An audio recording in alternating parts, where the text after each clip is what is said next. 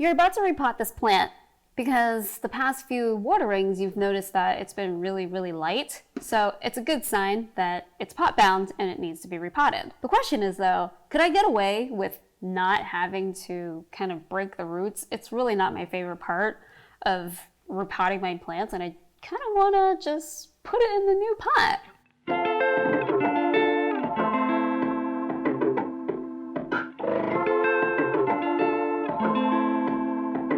Hi friends, welcome back to Botanical Woman. I'm Christine. So what did you think? Should we tear the roots out a little bit or should we leave it? Let me know in the comments below and we'll carry on with the video. So let's take a look. It is indeed very pot bound because I already looked at it before, haha. But yeah, you can see that it's probably not getting enough water. The roots are really thin. They're not plump like you'd expect. And it looks like, you know, sometimes I'm like, oh, maybe I could get away with like not teasing it out because it's not that crazy pot bound, right? I can still see some brown spots.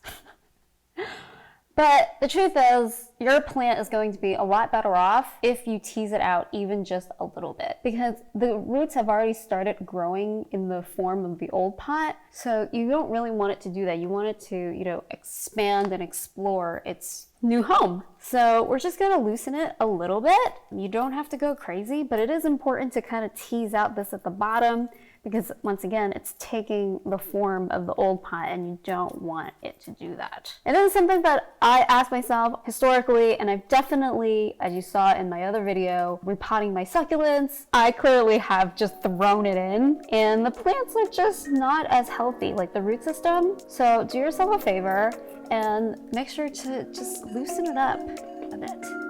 I hope you found that helpful and take care. Happy growing, guys.